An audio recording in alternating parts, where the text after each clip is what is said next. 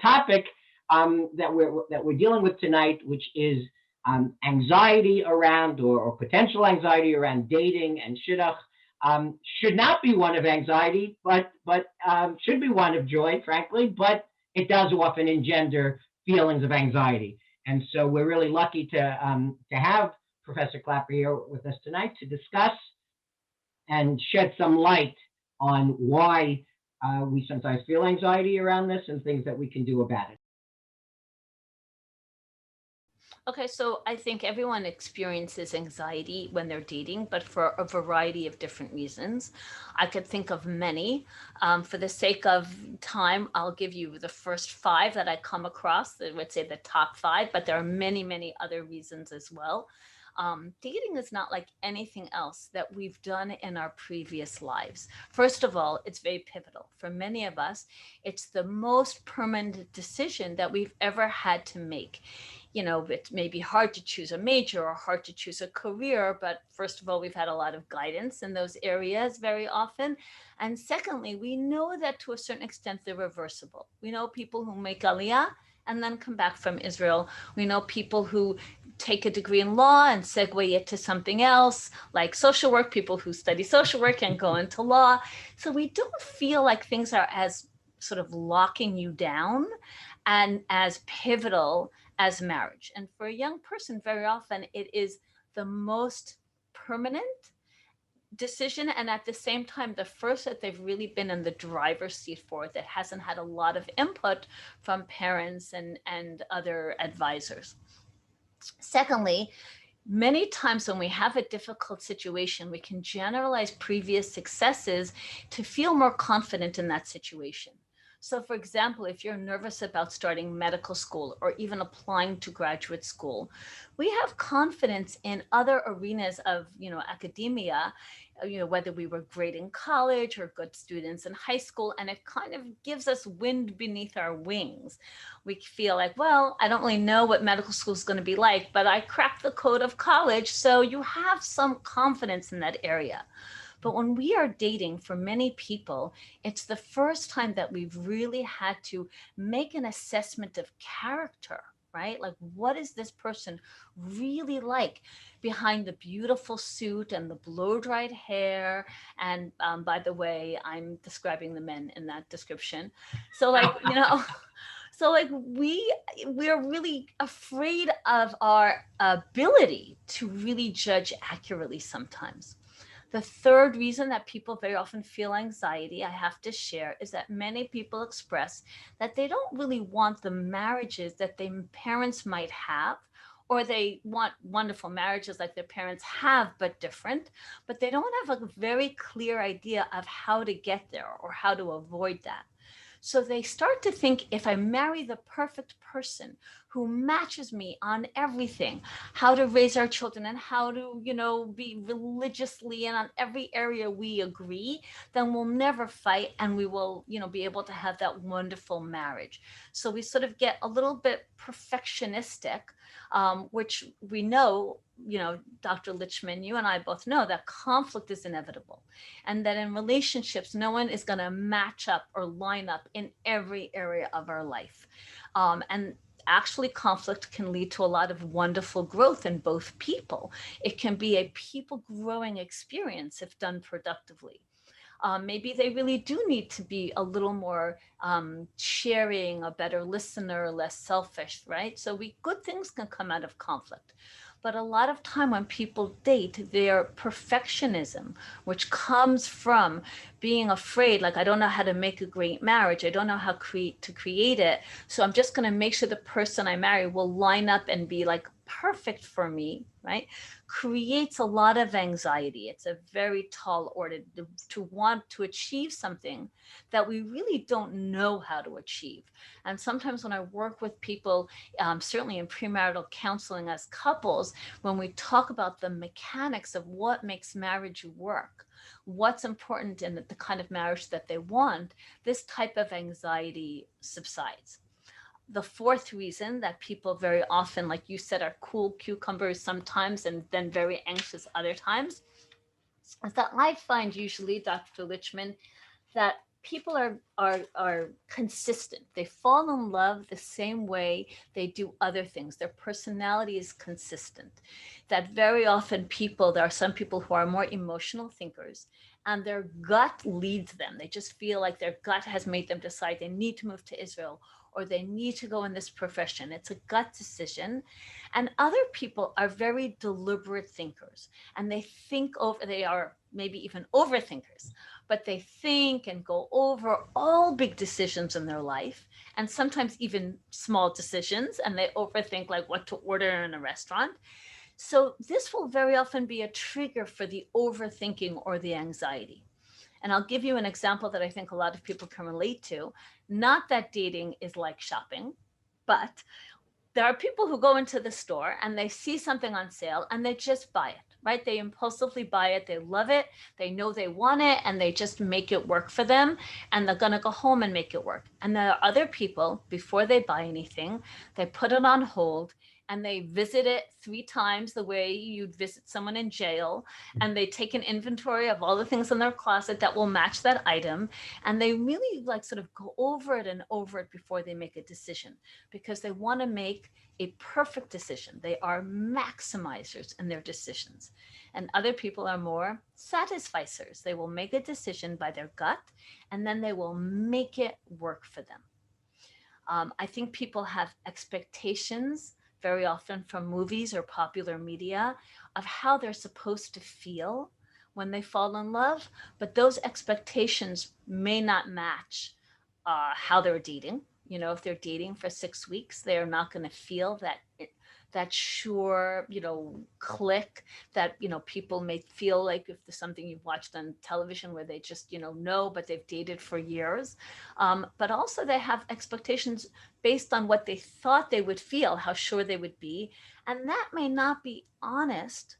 It may not be aligned with what their personalities are. Sometimes we have to accept that we are the type of person to overthink and be anxious with big decisions, and that's okay.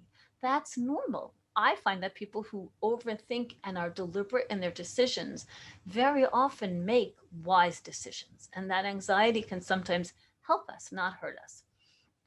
And the last reason that I'll share with you is that this decision very often takes place for many of us at a time that we're making a lot of other decisions in our life. We are literally establishing our adult identity. We're choosing our careers. We're choosing what type of community we want to be part of. We're choosing whether we want to be similar or different than our parents. Graduate schools, if we want to live in America or somewhere else. We're making a lot of important decisions, but these decisions don't seem permanent. They don't seem like seared or locked in stone. But once we start dating someone and we put these decisions about what we want for our life on the table, we really are we feel committing to them, right? It's one thing to talk about Aliyah, but if you're dating someone who's already living in Israel, that kind of seals the deal. Like my daughter who talked about Aliyah and then dated someone who was already there, and then she had to really go. Professor Clapper, you mentioned, this is all about anxiety. Yes. And at the very beginning, you so correctly pointed out that anxiety is not a bad thing. It's kind of like fire, right? Yes. Used properly, it can warm us. It can be great. I And love that improperly, analogy. obviously, it's not a good thing. So let's talk about anxiety now a little bit, specifically in dating. In that context, because you said, it could be, it's what motivates us to study the night before the test, right? So we understand that, there it serves a purpose. But what about in dating? How does the anxiety that we're feeling actually, how can it serve a positive function? Right. It's a great question. Thank you so much, Jeffrey. It's really a great question because anxiety is really very helpful in our life. And we want to harness that natural reaction that we have to such a new and very often foreign kind of, area to harness it to make stress our friend and to make it helpful and not destructive. And we know that our gut very often gives us this uh-oh feeling faster than our mind can process, especially when something is dangerous. how many of us have ever gone down a street at night, like a dark street, and you have like kind of a hair stand up on your head and your heart kind of tightens, and you just know that you have to look around and be more careful. You don't even know what's off yet. You don't even know what the problem is, but you're already on alert. So too, sometimes in dating, there's this uh-oh feeling that we have, like a red flag that we're picking up on that no one else has picked up on. So our families may be encouraging us. Some families really have dossiers that the FBI would envy. Honestly, I think the Mossad should train with some of these shadchanim. They've got these like mugshots and fingerprints and APGAR scores. It's a little crazy. Right. But what happens is that when you're going out, your gut sometimes picks up something that is entirely different and than what other people, their references and their aunt and their Rebbe and their roommate all said about them. And your gut may be saying they seem very rigid or they seem very narcissistic. And yet everyone's saying they're the most wonderful person. So who do I trust, my gut or everybody else? I'm a very, obviously remember that the Rebbe or the reference or the aunt, whoever it is, did not spend the amount of hours one-on-one with that person. You have certainly spent more one-on-one time after you've gone out a few times. And most people are doing a lot of talking on the date, especially during COVID when there's less and less activities around. So, I really do, I do believe you should trust your gut to a certain extent, but sometimes people's anxieties are overly reactive. They make their gut like too reactive and too afraid and too fearful. And in that kind of scenario, I think it's very helpful to speak to a trusted, wise, married person. Why married? We know I have had in my practice, and I'm sure people who have handled dating situations in a disastrous way. And yet when people come in and they share things that have happened, that they handled it this way and they did this, when I ask them, who gave you that advice? What made you do it that way? Very often they'll say, my friend told me to do it that way. And it's so ironic to me because, Jeffrey, we know how to get advice from experts in every other area. If I was applying and I had an interview in my dream job, I would not ask my unemployed friends who don't know how to get a job to practice interviewing skills with me. And I wouldn't ask my friends who don't have any money and are broke investment advice if I wanted to invest in the stock market. I would ask someone who really has made money in the stock market, right? We don't go to our accountant and say, while you're doing our taxes, does this mole look suspicious? We are really good at seeking out expert advice. And yet so many single people for dating ask their single friends who are not in relationships. And even if they're newlyweds, they haven't had relationships that have stood the test of time. So I think it's very important when we're dating to really asel harav, to pick someone. It could be a rabbi, it could be an advisor, it could be a professional who is an expert. Love takes work. Relationships take work on an ongoing basis during the dating process and certainly beyond the dating process. I want to just build on that, Jeff, because really we think of dating anxiety and commitment phobia and perfectionism and all the things we've talked about being, a sort of mindset, and it's very scary, but people really can change their mindsets. These are solvable issues. I work with them every day and they're overcomable. And, like you said to yourself, anything worthwhile takes work, right? A good relationship takes work, but so does, a good career and raising children and building wealth. Anything worthwhile requires effort, but it's so worth it because all the research in positive psychology and all the research on happiness shows that the loving support of a partner, that a healthy, like unconditional relationship is the most important currency of happiness. So it's work and it's worth it. And now let's turn to some of the questions. So a number of people have asked questions, but there's one question that several people have asked, the same question, and that is, what if we're feeling anxiety about entering into the dating process. We're not there, but we're feeling anxious about it, maybe so anxious that we're not entering it. How do we get over that anxiety to take that plunge or take that walk into the dating process? Great. Okay, that's a great question to start with because it's sort of the baby step before we even get going into like relationships. And that's in my statement. I just gave you the answer. I think anything that we have to overcome, there's two pieces to it. The first is to truly understand what are we afraid of, because sometimes we're afraid because we're really missing skills. I do a lot of, obviously advisement because I chair the Department of Psychology, and students come in and they say, I'm afraid of math. So I have to delay statistics. I have to delay all my math because I'm afraid of math. And I say, well, if you delay it, you're not going to be able to graduate. But why are you afraid of math? And they'll say, because I didn't have a good high school math curriculum. So once we assess why we're afraid, we can then put into place what we need, the tools we need, the knowledge, the skills, the abilities we might need to gain or practice or work through so that we can reduce our fear. Sometimes our fear is not just a vague generalized fear. It's a very specific thing that we feel that we're not capable of yet. Maybe we don't feel like we have good chit chat skills. Maybe we don't feel like we have good assessment of other people's character, that very often we trust people and we turn out to be wrong and they ripped us off or lied to us.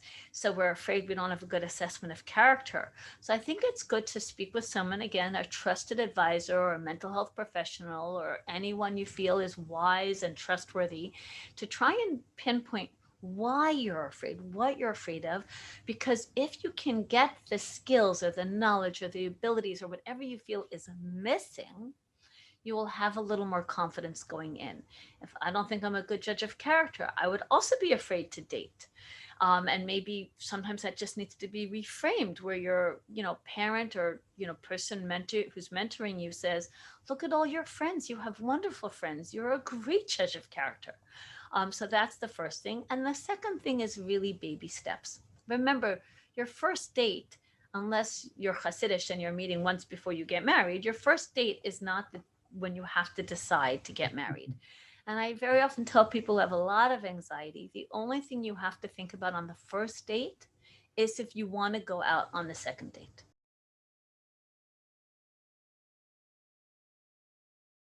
From what you just shared with us.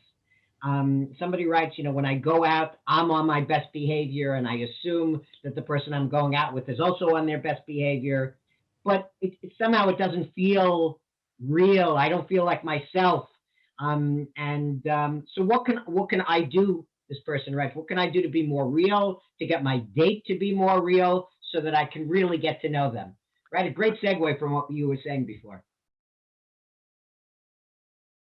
Yeah, absolutely. It's a big segue from our for COVID masks, Purim unmasking. A lot of people are very concerned about, the broken engagements that we hear about, the big rash, or even unfortunately, lo aleinu, young divorces.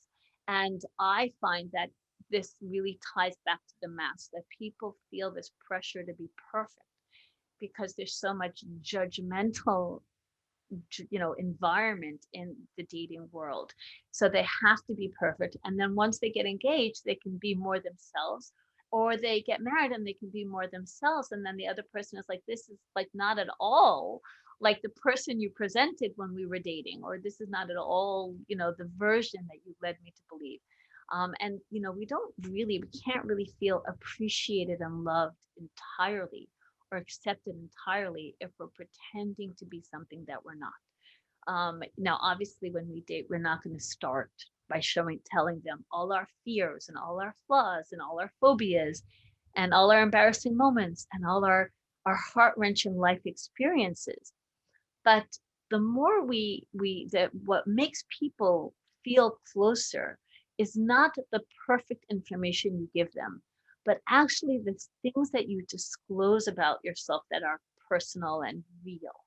Because when they accept that and share that or even understand it, if they get it, that is what makes them feel connected to you and makes you feel connected to them. That is that art of intimacy that very often people find hard to like crack that code, that like Da Vinci code. Naomi, listen, you've shared so much with us. I am sure that everybody who has been participating has gained a tremendous amount.